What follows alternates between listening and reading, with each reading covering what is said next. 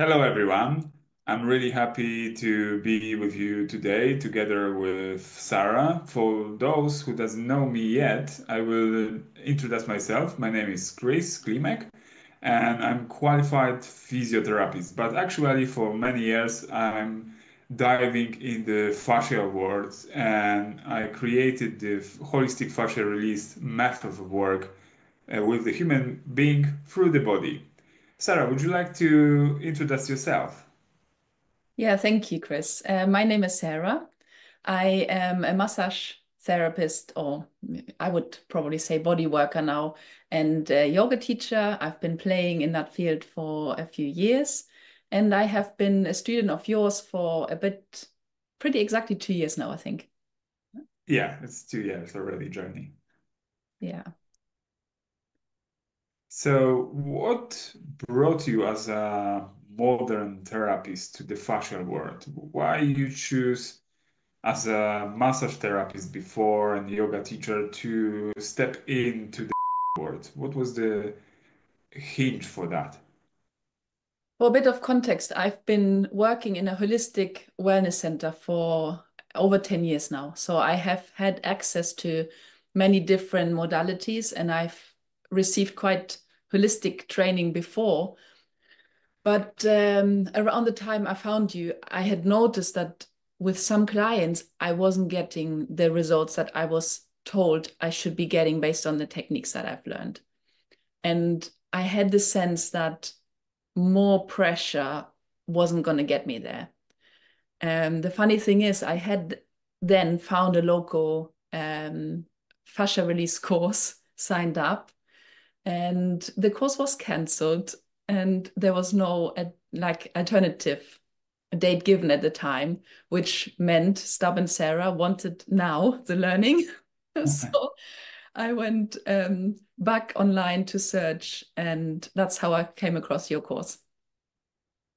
Yeah, this sounds really familiar for me, for the story of many other students uh, who were just tapping the point where they couldn't break certain effects in the therapy. So they get to the roof of the capacity of the techniques which they learned in different places, which are absolutely okay to some point, of course. But if you want to really empower the person to step to the healing process, if you want to move forward, move beyond the limitations, then we need to see the holistic picture, the wholeness of the human being. And from my perspective, the fascia is the tissue which is very helpful. It's the way how the body is connected and how it's the sending information. So, for example, if we take on the table the classic massage, it's really helpful to release some tensions from the muscles. Um, in general, maybe the tensions, psychological tension, the mind putting on the rest for the while for some moments, but it doesn't have too much long-term impact. In sense, you need to back for the therapy every now and then, and it's creating, from my perspective, kind of sense of dependency from the therapy, which I'm not really happy from. Because my background is I was running the manual med clinic in London, in Northwest mainly, so Perivale, Uxbridge area, and we had a team of 14 people, 14 therapists on some point, mainly based on the physio qualifications or around the physio qualifications, but there were also the massage therapists with us, the Reiki healers, Ayurvedic doctors, Chinese medicine doctors, and so on. And I got to the sensation we bringing people back to some point, but actually they are not free from the therapy.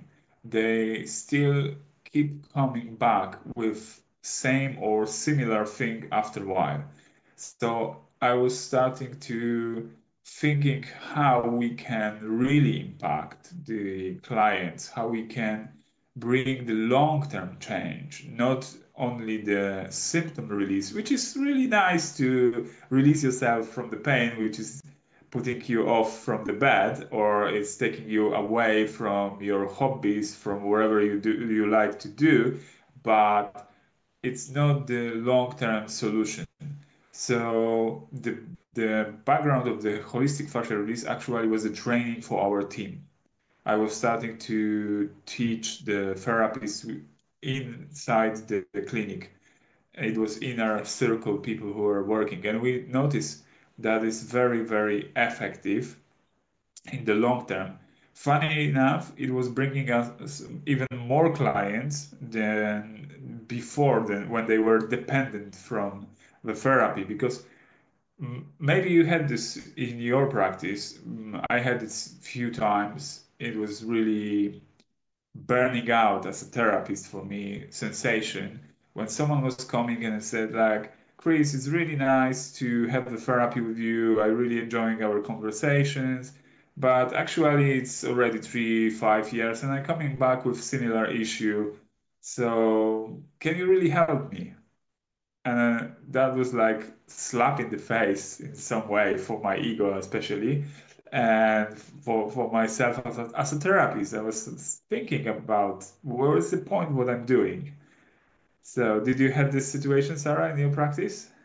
Think the kind of clients that I have attracted didn't really come for me to solve any problems for them. I think they enjoyed coming for massage, leaving feeling relaxed, and in the same process also just feel a little bit looser physically. Um, when I was smiling earlier when you talked about the dependency, because what people have said or kind of how the dynamic has changed, that I've really noticed. That the feedback used to be, oh, this, you are doing such a good job with a massage.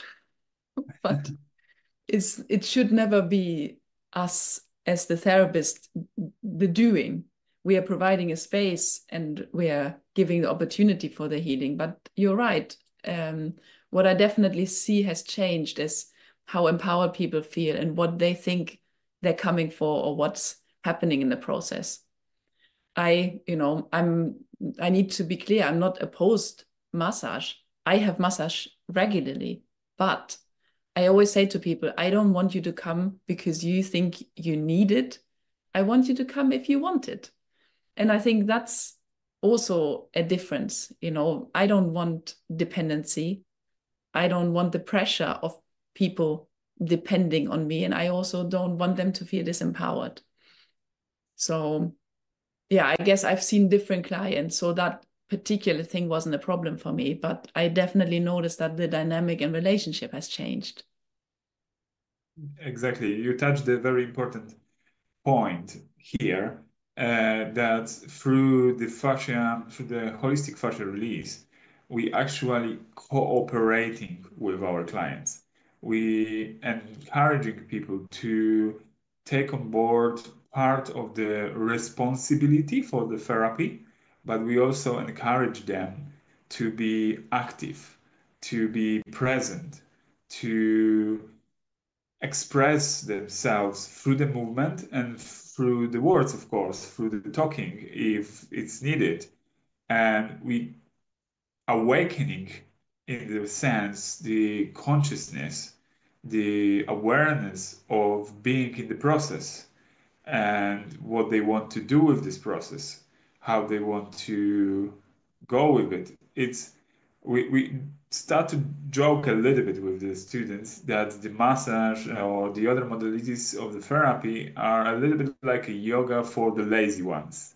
So you're coming, someone is doing something for you, and you're going off and you're feeling relaxed, and then, yeah, someone did something for me, but it's still you are not involved. Your involvement is to book the session and to pay for the session.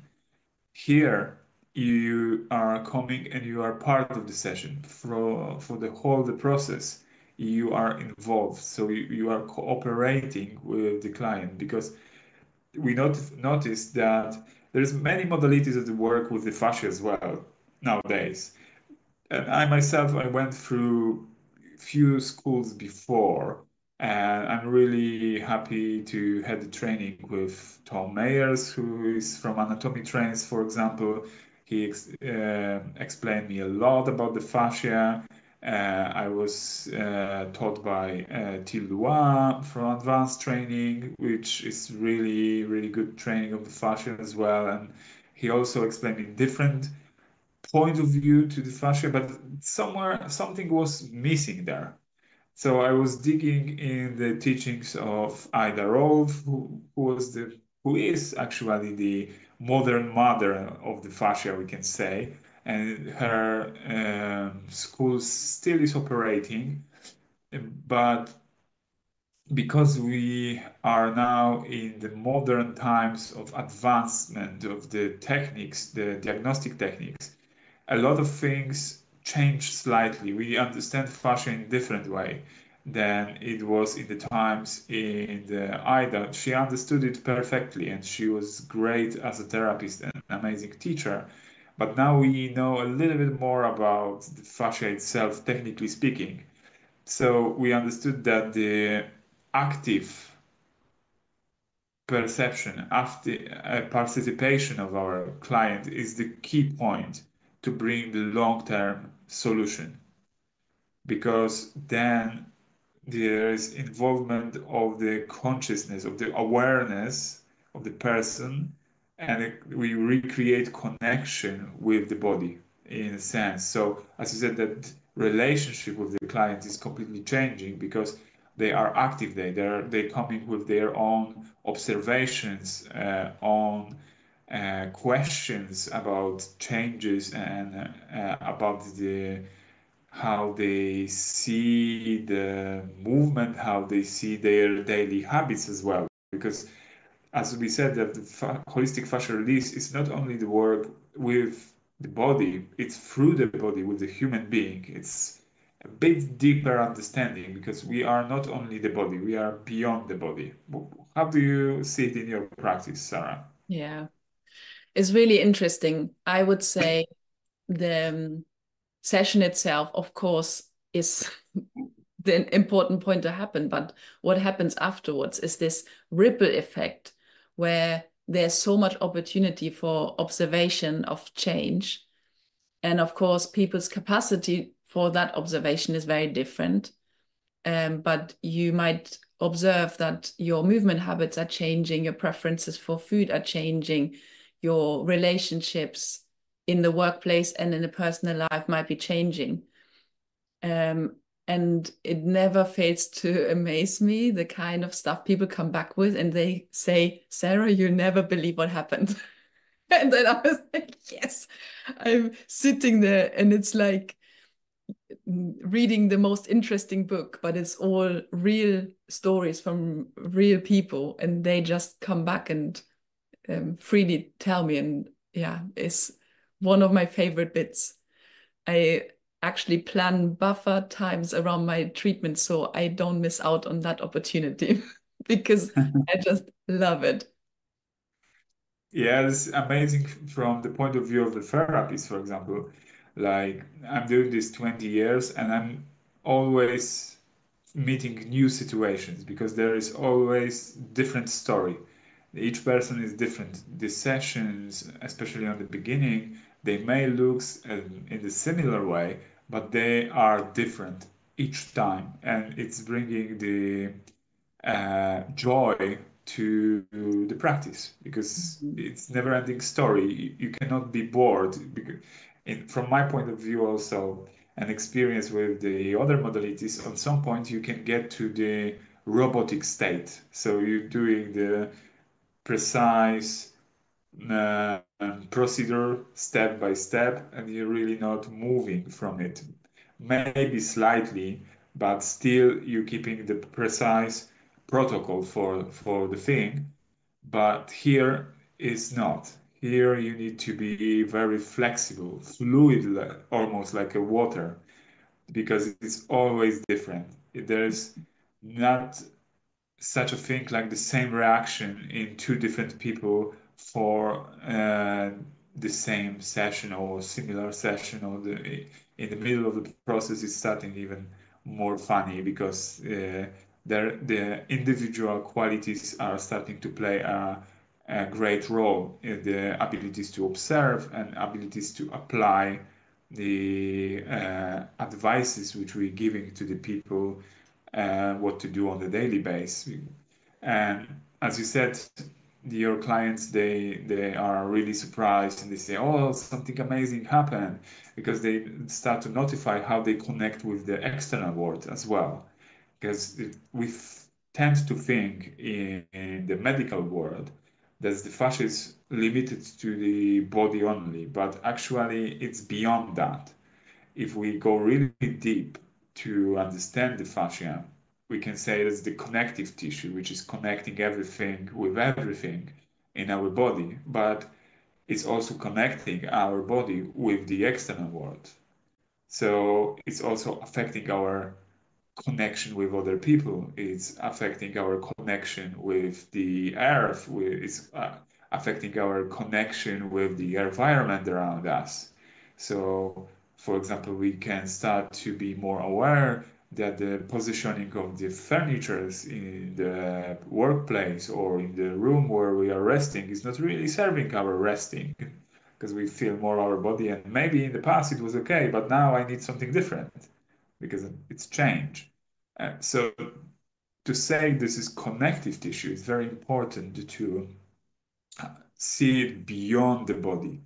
We are mainly focused on the body because we're working through the body, but it's affecting the all different levels of our life. That's why we are really stressed about this, and I'm trying to stressing this sentence in the courses. We're working with the human being through the body. There are different ways to working with the human beings. For some people, might be different path more how to say it probably convenient or useful. But if you stuck only in the psychotherapy mouth to mouth work, the talkative therapy, then the body is missing point because you don't really embodiment the experience. So we can produce the effect in our mind, which is mind is very powerful thing. But if we don't have this embodiment within the body, it's staying on the level of the thoughts and maybe illusions. And more researchers around the talkative therapies also they find out that there is very important part to embodiment to do the body work during the talkative psychotherapy because otherwise it's like remembering or rewiring the brain only to or mostly to negative experience what we had without actually finding them in the body and release the tension from the body. Yeah. I remember one of my clients that was in therapy at the time they started working with me. The therapist noticed and commented on the amount of progress the person made at the time they started the body work, because it was like a quantum leap in a change where they maybe had plateaued a little bit with the work they were doing together. And then once they involved the body, there was like a real opening up. Yes, and just I want to be really precise, and I hope you understand me now. We are not against the talkative therapy or psychotherapy at all. In my practice and in practice of my students, most of them are cooperating with the psychotherapist. I'm cooperating with many psychotherapists. So when they getting to the point they see the loop is coming and they cannot break through certain things, they sending the client to the holistic fascia release. And then we cooperating around this. And it's usually very helpful to break the loop, Yeah. I to mean, go. I Yeah. observed in myself over the years as well that my mind had made peace with many things, but my body was still holding the memories or the patterns. So, I think thinking about things and talking about things definitely has a place and is helpful to some degree to digest. But I've observed with great interest over the years how much was left behind that I had not anticipated. Mhm. This is amazing story, which is like coming to me now. The one of my client, we had this conversation not so far ago, had this some sort of experience in the past, and she already made it peace on the mind level with this completely, and then she back to the place where it happened, and suddenly, consciously, she was aware her body is reacting, and she was like have this inner conversation. Okay, it's all right. It's nothing is happening. You don't need to react. You can be at ease. You can be at peace with everything is fine. But the body was like shaking or tensing, some shocks coming. And then she just precisely called me and said, "Okay, Chris, can we do one session? I'm already know what to do, but I feel I have this feeling if we have one session to just focus on this sensation because I now can identify it and we can focus on this." And we did this session, and during this session, the body was releasing, and then she put herself in the tests again, go back to this place, and the reaction was almost not there. The body was mostly calm. She still was able to feel it, but through the breath, then she was doing her breath work was completely relaxed. So this is why the partial release in the holistic sense is very important because we also meeting on the level of the cellular with the client.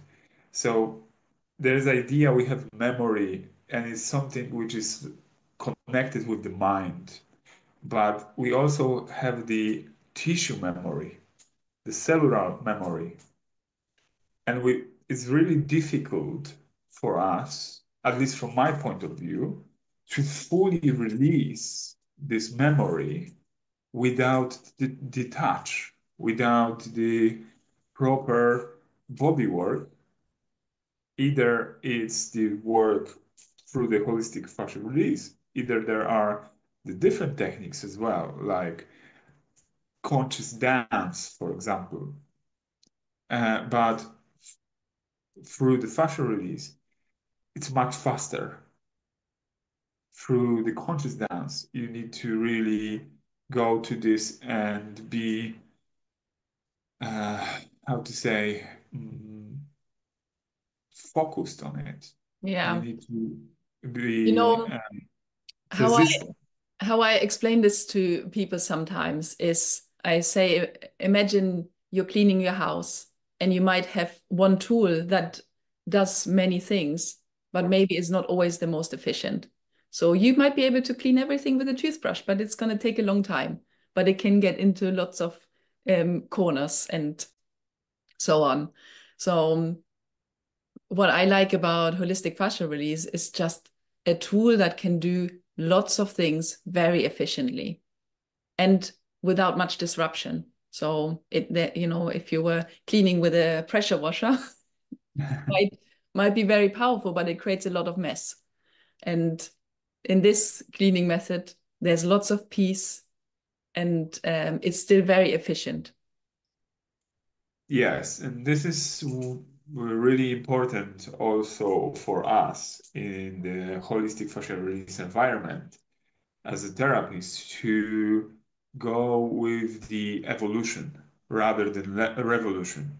Because there is also quite a few fascial release techniques which are focus on the really high pressure points or the very mind-blowing experience during the session when you go and destroy almost the structure to release. And this release is happening, but actually is happening usually based on the cortisol mechanism.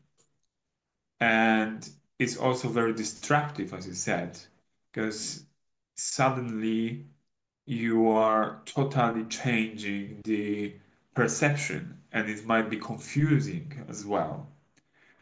The first point, what I mentioned, is the cortisol mechanism, which is highly addictive as well in terms of our chemistry of the body. When through the longer period of time we have the high level of the cortisol, we are used to it, and our body is kind of looking for it because we thinking it's natural So and would we you are used say to it. that is the reason why sometimes people come to treatments and they are asking for go deeper? Yes, yes. They're asking for go deeper because it's more difficult to take care of small details. And it's for us, it's more difficult to be sensitive, to be gentle for ourselves and for the environment around us. It's easier for us to go hard. Hmm. And in some way, in general consciousness, in general pattern of the society, we are pushed to this. You are strong enough. You will manage. You survived. You would be proud of yourself because you are so strong. No storm can harm you. Blah, blah, blah. But Almost actually, like a I can take it. Yes, I yes, believe you can, but you don't have to. exactly. You don't have to. And when you go easy with yourself, and when we change the perception, we can be gentle. Where is coming from the word gentleman? Do you know, Sarah? No. It's from being gentle, being sensitive to everyone, to every connections what we creating in our life. So that's why we appreciate so-called gentlemen, because the gentleman was the idea of being sensitive to the needs and emotional states of the people and everything around us. And it's created gentle movement. It's created gentle talk. It's created the gentle respond to the situation. It's all contained in gentleman. Hmm. It was pushed to set of behaviors which were trained without the understanding of what the gentleness means. But actually, before, it was the description of the person who is really sensitive. And please do not confuse softness or weakness, even worse, with being sensitive, because this is two different things. You can be sensitive and you can have a strong boundaries as well. Strong, loving boundaries because you don't choosing certain things because you love yourself enough to not choose it. Or you can express yourself out of love to yourself.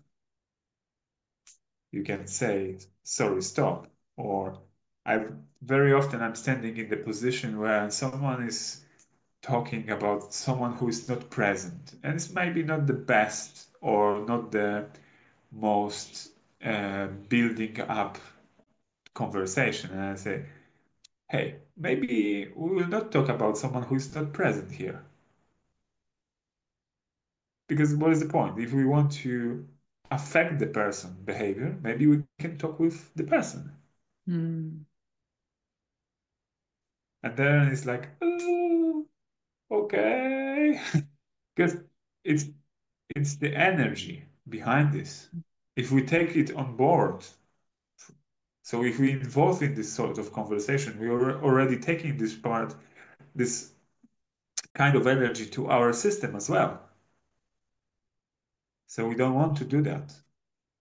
I don't want to do that out of love to myself, because I don't want to think negatively about anything. This is not my idea. So Mm. if someone's trying to involve me in this sort of conversation, I'm saying, oh, thank you. Okay, this is your point of view. You can have your point of view, of course, but maybe you don't need to share with me this. Mm.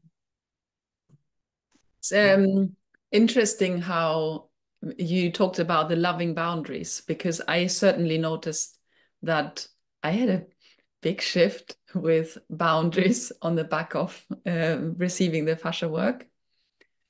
And I had this realization that what I had thought was the loving and kind thing to do beforehand was actually enabling people and not keeping them kind of involved in the process. So instead of helping them achieve the thing they set out to, I almost achieved the opposite. I gave them permission to not do that.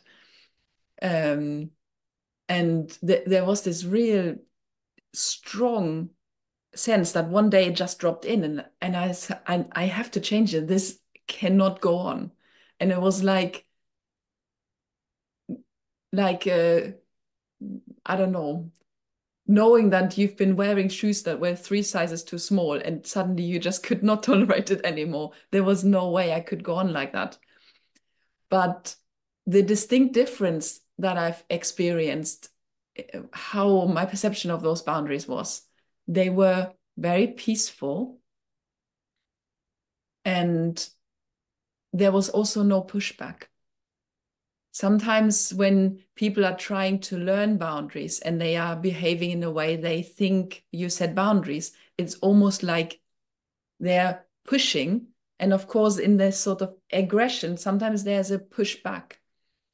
And how I experienced the boundaries was, it was more like there was peace and there was a knowing that we're not going beyond this point. And when I first implemented it, because of course people were used to a different way, I was prepared that there might be some comments. And then when I expressed the new idea, it was like, okay. And okay, we're doing this then. Okay, good. And that, yeah, that was a really key turning point, because I realized my own part in this, and also how different boundaries can work when they're embodied. Exactly. This is kind of liberation for from the heaviness of lack of the boundary or the boundary with the pushback, because you need to then create energy, usually related with anger, to push back. But from my point of view, it's already too far, because we are out of the balance, then we are out of the peace, and we need to go use the energy of the anger. Don't get me wrong, the energy of the anger is not wrong itself. It's serving certain purposes, but we don't actually need to go there. And again, it's very often connected with our habits and with the chemistry in the body, because we're looking for the hit of the adrenaline to feel alive. But when we have this holistic fascia release and the embodiment of the fascia and the connection with the fascia, we don't really need anymore the shots of the adrenaline to feel alive, because we continuously feel alive. And that's really amazing for me, from my perspective, that many people, they when they're coming after this first, second session, they say, they very often commenting like, I'm not sure if it's better, but definitely it's different. Definitely, I feel different. And I'm always referring to our first conversation with the client that I never promise it will be better. Mm. And it's, again, for me as a therapist, it was very liberating thing when I understood and feel it. I don't need to make sure, I don't need to make a promise, I don't need to take responsibility for someone to be better because we are engaging in the process together. And my part is to do my best to help person and to guide person through the process. But also there is the other part, the part which is the responsibility of the client to ensure to be involved and to apply the changes. Mhm. And that will lead to something different. So I can say definitely it will be different.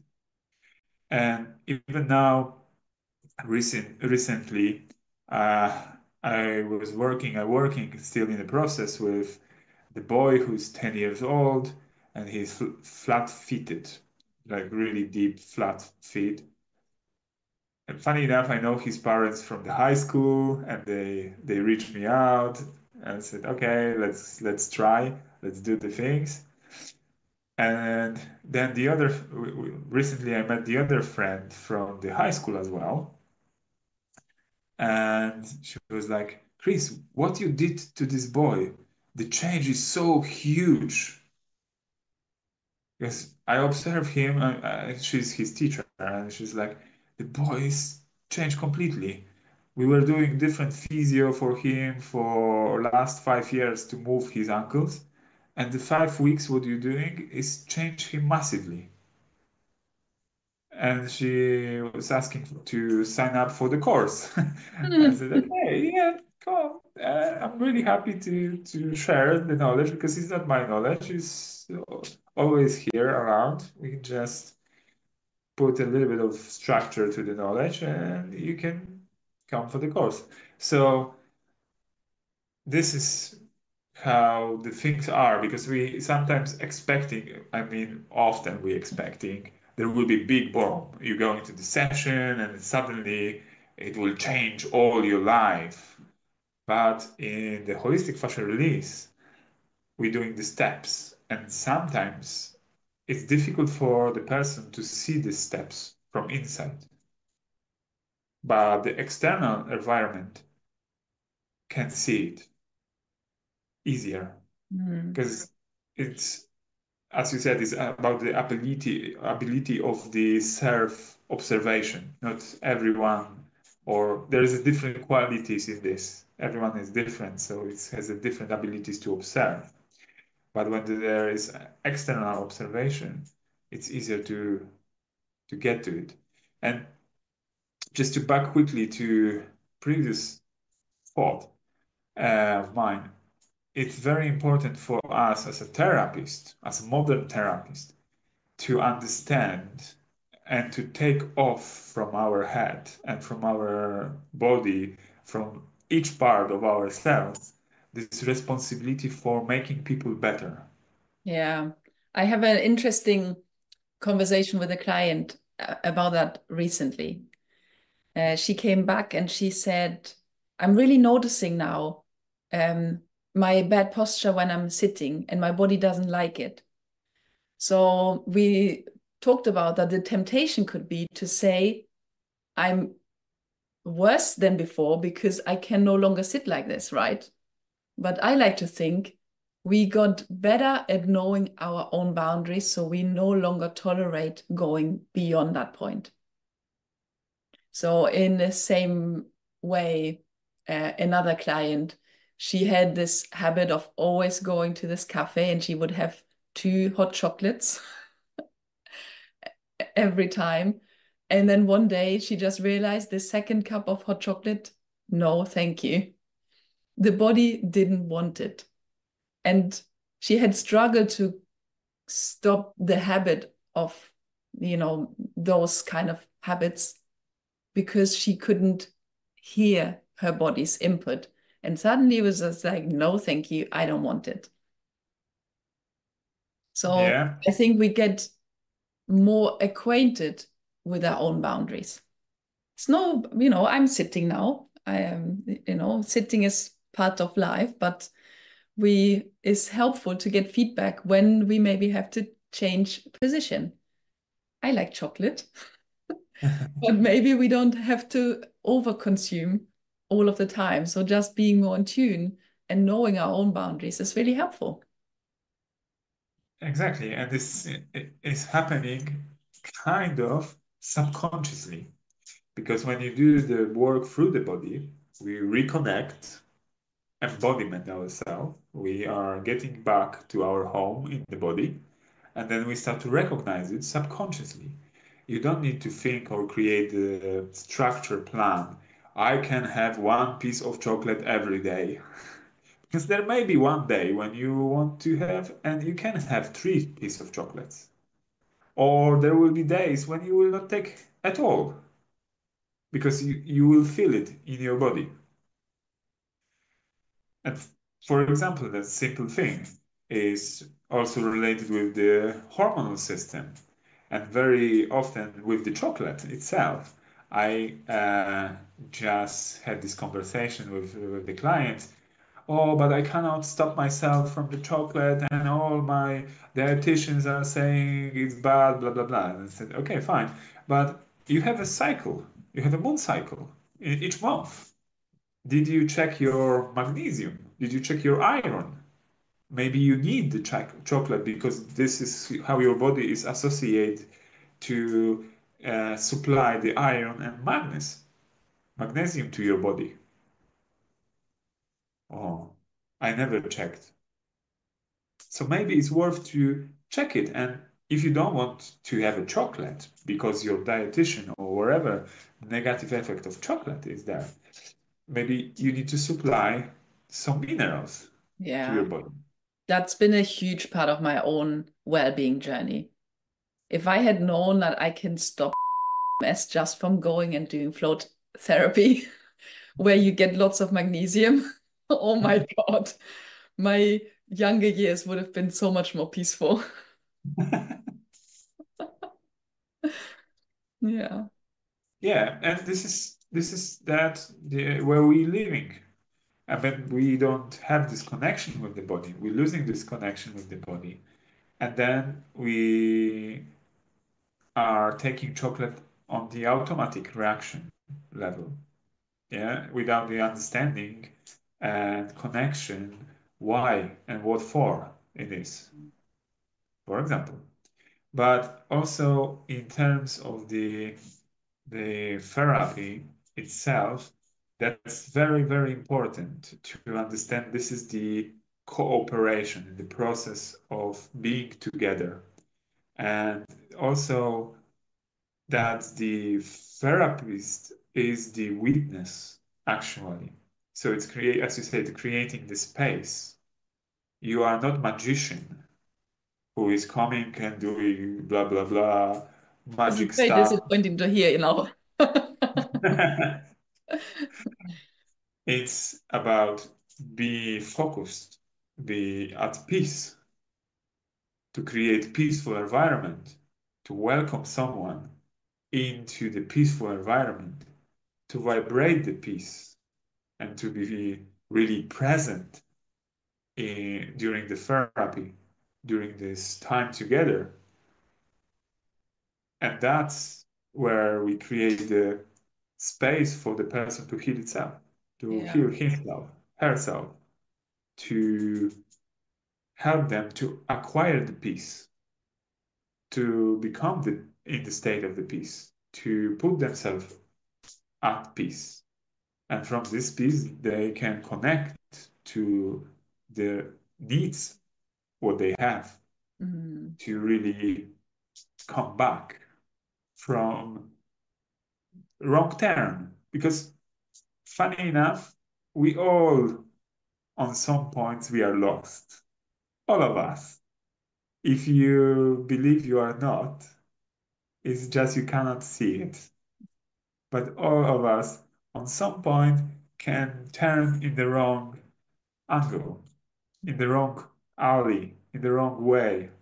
And the peaceful environment is helping us to understand, to become aware. Oh, it's not the best way. I could go back, or I can turn now and back to the track. Yeah. And this is what therapy is bringing to our life, actually. Yeah. Just a moment of self-reflection. But without the connection with the body, the self-reflection is much more difficult. It's, from my point, even in some cases, it's impossible to have the full spectrum of self-reflection because then we are not receiving the signals from the body. We are so used to our intellectual, to our mind picture of the body. And maybe it's for the another talk because it's not the last one we will have. And we're actually coming to the end. I hope it was interesting for you guys. And thank you, Sarah, for your time and for your willingness to share your experience. Would you like to say something to our people who are watching? Or Well, I mean, sounds maybe a bit dramatic, but receiving the therapy as well as implementing into my own practice has been pretty life-changing. So I would really hope that more people find a way to experience that also. I can certainly say that my capacity for peace has grown. It's easy to be peaceful when things are going well, right? But to stay peaceful when there's challenge and change and things not working out how you thought they should, then you really notice how deep is your peace. And I've had plenty of opportunity this last few months to observe that my peace is certainly bigger than it used to be.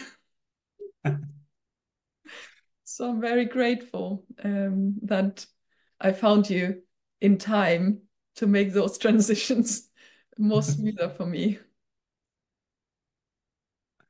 great. Okay. Thank you and see you in the next podcast. If you will do the subscription, which is free to this channel, you will be informed when we will put another one.